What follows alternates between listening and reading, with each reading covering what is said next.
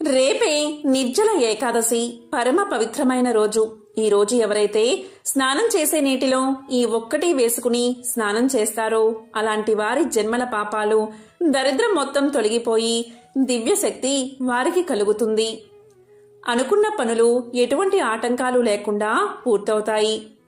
శారీరక వ్యాధులు నయమవుతాయి. మరి ఎంతో పరమ పవిత్రమైన నిర్జల ఏకాదశి రోజు స్నానం చేసే నీటిలో ఏం వేసుకుని స్నానం చేయాలో ఇప్పుడు ఈ వీడియోలో తెలుసుకుందాం. జ్యేష్ఠ శుద్ధ ఏకాదశినే నిర్జల ఏకాదశి అని పిలుస్తారు. ఒకసారి ధర్మరాజు శ్రీకృష్ణుణ్ణి ఇలా అడుగుతాడు, జనార్దన, కృష్ణ, జ్యేష్ఠ మాసంలో శుక్ల పక్షంలో వచ్చే ఏకాదశి గొప్పతనాన్ని వినాలనే కోరిక నాకు ఉంది. దాని గురించి సవివరంగా వివరించు అని ప్రార్థించాడు. ధర్మరాజు మాటలు విన్న శ్రీకృష్ణుడు ఇలా చెప్తాడు, ఓ ధర్మనందన, నేను చాలా ఏకాదశుల మహత్యాలు నీకు వివరించాను. ఈ ఏకాదశి మహత్యాన్ని సత్యవతి నందుడైన వేదవ్యాస మహర్షి వివరిస్తాడు. అతను సమస్త శాస్త్రాలు, తత్వాలు తెలిసినవాడు. వేదాంగాలను సంప్రదాయబద్ధంగా రచించినవాడు. ధర్మాచరణ పరాయణుడు కనుక నీవు ఈ ఏకాదశి మహత్యాన్ని ఆయన నోటి ద్వారా వినడం చాలా మంచిది అని ధర్మరాజుకు శ్రీకృష్ణుడు తెలియచేశాడు. అప్పుడు వేదవ్యాసుడు ధర్మరాజుతో ఇలా చెప్పడం మొదలుపెట్టాడు, కుంతీ కుమారా, నీవు చాలా బుద్ధిమంతుడివి. నేను చెప్పిన విషయాలని చెప్పినట్లుగా చక్కగా అర్థం చేసుకోగలవు. కలియుగంలో మానవుల కొరకే పురాణాలు రాయబడ్డాయి. పురాణాలంటిలోనూ సారవంతమైన విషయంలో వివరిస్తాను. మానవులందరూ సుఖాన్నే కోరుకుంటారు. ఆ సుఖాన్ని పొందే ఉపాయం పురాణాలలోనే ఉంది. ఆ సుఖాన్ని పొందడానికి ఎక్కువ ధనం అవసరం లేదు. ఎక్కువగా శ్రమ పడవలసిన పని కూడా ఉండదు. కొంచెం సాధన చేసినప్పటికీ ఎక్కువ ఫలితం కలుగుతుంది. భగవంతుడికి అనేకమైన నామాలు ఉన్నాయి. ఎటువంటి ఖర్చు లేకుండానే మానవులకు లభిస్తాయి. మానవులకు నోటిలో నాలుక ఉండనే ఉన్నది కదా, మరింకా ఏం శ్రమపడాలి? భగవంతుడి నామము నోటితో పలకడమే చాలు. వారు చెయ్యవలసిన పని. ప్రతి నెలలోనూ శుక్లపక్షము, కృష్ణపక్షము అని 2 పక్షాలు ఉంటాయి. ఆ రెండిటిలోనూ 2 ఏకాదశులు వస్తాయి. ఆ 2 ఏకాదశుల యందు ఉపవాసం ఉండి మరునాడు ఉదయం దొరికిన పువ్వులతో కేశవుణ్ణి పూజించాలి. ద్వాదశి నాడు తన శక్తిని అనుసరించి బ్రాహ్మణులకు భోజనం పెట్టిన తర్వాత తాను భోజనం చేయాలి. ఈ ఏకాదశి ఉపవాసము పిల్లలు జన్మించిన పురటి సమయాలలోనూ, ఎవరైనా మరణించినందువల్ల కలిగే మైలు సమయాల్లో కూడా మానకుండా ఆచరించాలి. యదా రాజా తదా ప్రజ అని శాస్త్రవచనం. కనుక నీవు ఆచరించి నీ ప్రజలందరి చేత ఆచరించేలా చెయ్యాలి. అప్పుడు వారందరికీ ఆదర్శప్రాయమవుతావు. ఈ ఏకాదశి వ్రతం జీవించి ఉన్నంతకాలం ఆచరిస్తూనే ఉండాలి. నీవు పురుషుల్లో శ్రేష్ఠుడువు కనుక నీవు ఆదర్శప్రాయుడవై ప్రజలకు ఆచరించి చూపాలి. స్వర్గానికి వెళ్ళదలుచుకున్న వారందరూ కూడా నిస్సందేహంగా ఈ వ్రతాన్ని ఆచరించాలి. శక్తి లేని వారు, రోగగ్రస్తులకు నియమం లేదు. చిన్న చిన్న పాపాలు చేసిన వారు, దురాచాపరులు, మహా పాపాత్ములు, ధర్మరహితులు ఈ ఏకాదశి వ్రతాన్ని ఆచరించినట్లయితే యమలోకానికి వెళ్లవలసిన పని ఉండదు అని వ్యాసమహర్షి తెలియచేశాడు. వ్యాసమహర్షి చెప్పిన మాటలు విన్నా భీముడు రామ్యాకు వలె గడగడా వణికిపోయాడు. గురు స్వరూపుడైన వ్యాసుడికి నమస్కారం చేసి ఇలా పలికాడు, తాత, విశాలమైన బుద్ధి కలవాడా, నేను చెప్పే మంచి మాటలు విను. మా అమ్మ కుంతీదేవి, ద్రుపదుని కుమార్తె అయిన ద్రౌపది, మా అన్న ధర్మరాజు, మా తమ్ముడు అర్జునుడు, నా పినతల్లి కుమారులైన నకుల సహదేవులు, వీరందరూ ఏకాదశి నాడు ఆహారాన్ని తీసుకోరు. ఏకాదశి వచ్చినప్పుడు ఏమీ తినకుండా ఉంటారు. బహుశా నువ్వు కూడా ఇలాగే ఉంటావనుకుంటా. ఈరోజు ఏమీ తినవద్దు, ఉపవాసం ఉండు అని నాకు చెప్తూనే ఉంటారు. అప్పుడు నేను వారితో, నేను ఆకలికి ఓర్చుకోలేను. ఏ వస్తువును దానం చెయ్యమన్నా శాస్త్ర ప్రకారం చేస్తాను. కేశవుణ్ణి పూజిస్తాను. అని సమాధానం చెప్తాను. కాబట్టి తాత, ఏకాదశి నాడు ఉపవాస వ్రతం చేయకుండా ఆ వ్రతం వల్ల కలిగే పుణ్యాన్ని సంపాదించే ఉపాయం ఏదైనా ఉందా? ఉంటే దయచేసి నాకు వివరించండి అని అడిగాడు భీముడు. అప్పుడు వ్యాసుడు భీముడితో ఇలా చెప్పాడు. నీకు స్వర్గానికి వెళ్ళాలి అనే కోరిక ఉన్నట్లయితే శుక్ల కృష్ణ పక్షాలందరి 2 ఏకాదశుల్లోనూ ఏమీ తినకూడదు. ఉపవాసం చెయ్యాలి అని పలికాడు వ్యాసుడు. దానికి భీముడు, తాత, నీకు నా గురించి అంతా తెలుసు కదా. నీ వద్ద నేను దాచేదేముంది? ఒక్క పూట భోజనం చేయకుండా ఉండడమే నాకు సాధ్యం కాదు. మరి నేను పూర్తిగా ఉపవాసాన్ని ఎలా చేయగలను? అగ్ని నా పొట్టలో నిరంతరం మండుతూనే ఉంటుంది. నేను ఆకలిని తట్టుకోలేనయ్యా అని పలికాడు. అంతేకాదు, నేను ఎక్కువగా తింటాను. అప్పుడే ఆ అగ్ని చల్లారి ఉంటుంది. కాబట్టి తాత, విశిష్టమైన ఏకాదశి వ్రతం గురించి చెప్పు.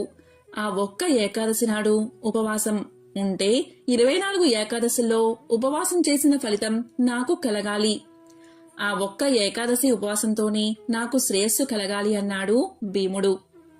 ఏదో విధంగా ఆ ఒక్క ఏకాదశి నాడు ఉపవాసం ఉంటాను అని చెప్పాడు. అతని మాటలు విన్నా వ్యాసుడు భీముడితో, భీమసేన, నీవు ధర్మరాజు అంతటి వాడివి, పైగా యువరాజువి. మనుధర్మ శాస్త్రం మొదలైన వాటిలో చెప్పిన ధర్మాలు విన్నావు కదా.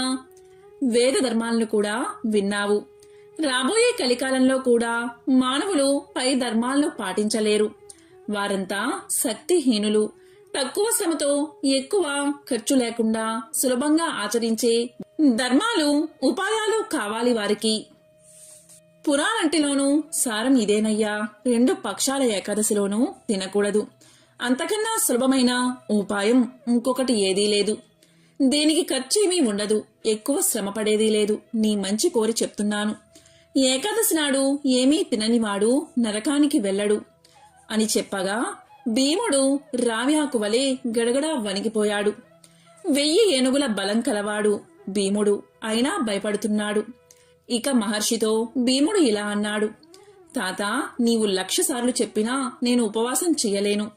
అది కాకుండా ఎక్కువ పుణ్యాన్ని కలిగించే వ్రతం ఏదైనా ఉంటే చెప్పు. నీవు సర్వసమర్థుడువు కనుక నాకు అనుకూలంగా ఉండే వ్రతం ఏదైనా ఉంటే చెప్పు. ఆ వ్రతాన్ని చేయడానికి ప్రయత్నిస్తాను. ఉపవాసం మాత్రం ఉండలేను అన్నాడు. దానికి మహర్షి, భీమసేన, నీవు జ్యేష్ఠ మాసంలో శుక్లపక్షంలో వచ్చే ఏకాదశి రోజు మాత్రం మంచినీరు కూడా తాగకుండా ఉపవాస వ్రతం చెయ్యి. స్నానం, జపం ఈ 2టికి నీటిని ఉపయోగించు. ఈ 2టికి తప్ప ఇంక దేనికి నీటిని వాడకు. ఒకవేళ అదే పనిగా ఉపయోగిస్తే వ్రత భంగం అవుతుంది. జ్ఞానవంతుడైన వాడు ఏకాదశి నాటి సూర్యోదయం నుంచి ద్వాదశి నాటి సూర్యోదయం వరకు నీటిని ఉపయోగించకుండా ఉండాలి. ఈ విధంగా వ్రతాన్ని ఆచరిస్తే 12 ఏకాదశుల్లో వ్రతం చేసిన ఫలితం వస్తుంది. ద్వాదశి నాడు స్వచ్ఛమైన ప్రమాద సమయంలో స్నానం చెయ్యాలి. స్నానం పూర్తయిన తర్వాత బ్రాహ్మణులకు జలదానము, సువర్ణ దానము శాస్త్రాల్లో చెప్పబడిన విధంగా చేసి బ్రాహ్మణులతో పాటు తాను కూడా భుజించాలి. అన్ని వ్రతాలయందు ఇంద్రియ నిగ్రహం కలిగి ఉండాలి. ఈ విధంగా చేసిన మానవుడు ఎంతో భోగాన్ని అనుభవిస్తాడు. భీమసేన, ఈ విధానాన్ని అనుసరించి వ్రతం చేసిన వ్యక్తికి 1 సంవత్సరంలో ఎన్ని ఏకాదశులు ఉన్నాయో అన్ని ఏకాదశుల్లో ఉపవాసం ఉన్న ఫలితం కలుగుతుంది. దీంట్లో ఎటువంటి సందేహమూ లేదు. ఎందుకు అంటే ఈ విషయాన్ని శంఖచక్ర గదాధారి అయిన శ్రీ మహావిష్ణువే తెలియజేశాడు. జ్యేష్ఠ మాసంలోని శుక్లపక్షంలో వచ్చే ఏకాదశి నాడు ఈ వ్రతం ఆచరించినందువల్ల, సమస్త తీర్థాలు సేవించినందువల్ల ఎటువంటి పుణ్యం కలుగుతుందో, సమస్త దానాలు చేసినందువల్ల ఎంతటి పుణ్యం కలుగుతుందో ఈ ఏకాదశి ఉపవాసం చేస్తే అంత పుణ్యం లభిస్తుంది. సంపదలు వృద్ధి పొందుతాయి. పుత్ర సంతానం కలుగుతుంది. ఆరోగ్యం లభిస్తుంది. నేను చెప్పిందంతా అక్షరాల సత్యం. ఇందులో ఎటువంటి అబద్ధమూ లేదు. సాధారణంగా మానవుడు మరణించే సమయంలో భయంకరమైన పెద్ద పెద్ద శరీరాలతో, ఇనుప దండాలు, పాసాలతో యమదూతలు కనిపిస్తారు. ఈ ఏకాదశి రోజు ఉపవాసం చేసిన వారికి యమదూతలు కనిపించరు. వారికి బదులుగా విష్ణుదూతలు దర్శనం ఇస్తారు. విష్ణుదూతలు సౌమ్యంగా ఉంటారు. పట్టు వస్త్రాలు ధరించి చేతిలో చక్రం పట్టుకుని మనోవేగంతో సంచరిస్తూ విష్ణు భక్తులకు కనిపిస్తారు. అంత్యకాలంలో వారిని దివ్యమైన విమానం ఎక్కించుకుని వైకుంఠంలో చేరుస్తారు. కాబట్టి శతవిధాలా ప్రయత్నించైనా ఈ నిర్జల ఏకాదశి వ్రతాన్ని ఆచరించు. వ్రతం పూర్తయిన తర్వాత గోవును దానం చెయ్యి. ఈ విధంగా దానం చేస్తే మానవుడు సమస్త పాపాల నుండి విముక్తి పొందుతాడు. అందరూ ఈ విధంగా నిర్జల ఏకాదశి వ్రతాన్ని ఆచరించండి అని మహర్షి చెప్పగా పాండవులందరూ విని ఆ వ్రతాన్ని ఆచరించారు. అప్పట్నుంచి భీమసేనుడు నిర్జల ఏకాదశి వ్రతాన్ని చేయడం మొదలుపెట్టాడు. ఈ ఏకాదశి తర్వాత వచ్చే ద్వాదశికి పాండవ ద్వాదశి అని కూడా పేరు వచ్చింది. ఈ ఏకాదశినే భీముడు ఆచరించడం వల్ల భీమ ఏకాదశి అని కూడా పిలుస్తారు. ఈ ఏకాదశిని పాండవ ఏకాదశి అని కూడా అంటారు. ఇక భీముడు ప్రాతకాలంలో నిద్రలేచి ఉదయాన్నే నేను అన్నం తినకూడదు కదా భగవంతుడా అని మనసులో బాధపడుతూ 2 జాముల వరకు గడిపాడు. ఆ పైన ఆకలి మంటకు తట్టుకోలేక గంగా నదిలోకి ప్రవేశించాడు. 3వ జాములో నిదానంగా స్నానం చేశాడు. ఆ స్నానం వల్ల అతనికి కడుపులోని మంట తగ్గింది. రాత్రిపూట జాగరణ కూడా అతి కష్టం మీద చేశాడు. తాతగారి మాట మీద నమ్మకం ఉంచిన భీముడు ఈ విధంగా ఏకాదశి వ్రతాన్ని ఆచరించాడు.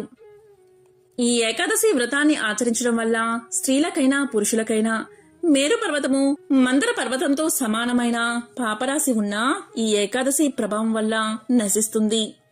ఈ రోజు ఏకాదశి నాడు ప్రతి జాములోనూ స్నానం చేసి దానం చేసినా జపం చేసినా హోమం చేసినా ఆ మానవుడు ప్రతి జాములోనూ కోటి ఫలాలతో బంగారాన్ని దానం చేసిన ఫలితాన్ని పొందుతాడు. ఈ రోజు చేసే దానం అక్షయ ఫలితాన్ని ఇస్తుంది అని శ్రీకృష్ణుడు తెలియజేశాడు. ఈ నిర్జల ఏకాదశి వ్రతాన్ని ఆచరించిన వారికి ఇతర ధర్మంతో పనిలేదు. భక్తి శ్రద్ధలతో ఈ వ్రతాన్ని ఆచరించిన వారు వైకుంఠాన్ని పొందుతారు. ఈ ఏకాదశి రోజు అన్నం తినే మానవుడు పాపాలను భుజించినట్లే అవుతుంది. అటువంటి మానవుడు ఈ లోకంలో చండాలునితో సమానం. మరణించిన తర్వాత దుర్గతినే పొందుతాడు.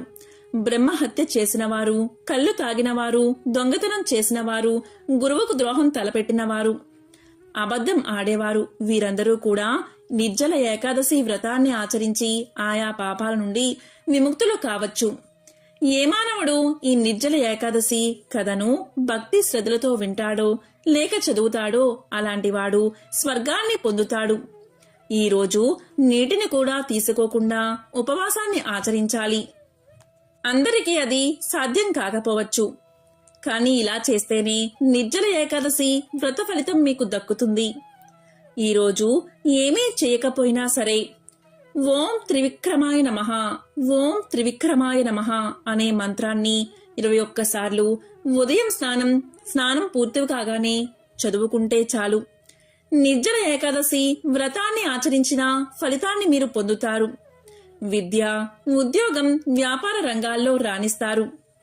ఈ నిర్జల ఏకాదశి రోజు మట్టి కుండలో నీళ్లు పోసి ఎవరికైనా దానమివ్వండి. ఇలా చేయడం వల్ల గ్రహదోషాలు, జాతక దోషాలు తొలగిపోతాయి. ఇలా కుండను దానంగా ఇచ్చినా లేదా పెసరపప్పును దానంగా ఇచ్చినా లేదా బెల్లాన్ని దానంగా ఇచ్చినా లేదా ఆవు నెయ్యి దానంగా ఇచ్చినా చాలు, మీకు విశేషమైన ధనలాభం కలుగుతుంది. కాబట్టి కుండలో నీళ్లు పోసి కుండను దానంగా ఇవ్వండి. వీటిలో ఏ దానమిచ్చినా కూడా జాతక దోషాలు తొలగిపోతాయి. గ్రహదోషాల తీవ్రత తగ్గుతుంది. ఆర్థిక, ఆరోగ్య, కుటుంబ సమస్యల నుండి త్వరగా బయటపడవచ్చు. అలాగే ఈరోజు అష్టాక్షరి మంత్రం అంటే ఓం నమో నారాయణాయ, ఓం నమో నారాయణాయ అనే మంత్రాన్ని ఎక్కడైనా విష్ణు సంబంధమైన ఆలయంలో కూర్చుని 21 సార్లు జపించండి. లేదా ఇంట్లోని పూజా గదిలో కూర్చుని ఈ మంత్రాన్ని జపించండి. అలాగే ఈ నిర్జల ఏకాదశి రోజు మీకు వీలైతే గుడిలో అంటే విష్ణు సంబంధమైన ఆలయాలలో ధ్వజస్తంభం దగ్గర 8 వత్తులు వేసి ఆవు నెయ్యి పోసి దీపాన్ని వెలిగించండి. లేదా ఇంట్లోనే పూజా గదిలో దీపాన్ని వెలిగించండి. ఇక ఈరోజు స్నానం చేసే నీటిలో వేపాకులు వేసుకుని స్నానం చేస్తే చాలు. అష్టదరిద్రాలు తొలగిపోయి అష్టైశ్వర్యాలు కలుగుతాయి. ఓం నమో నారాయణాయ.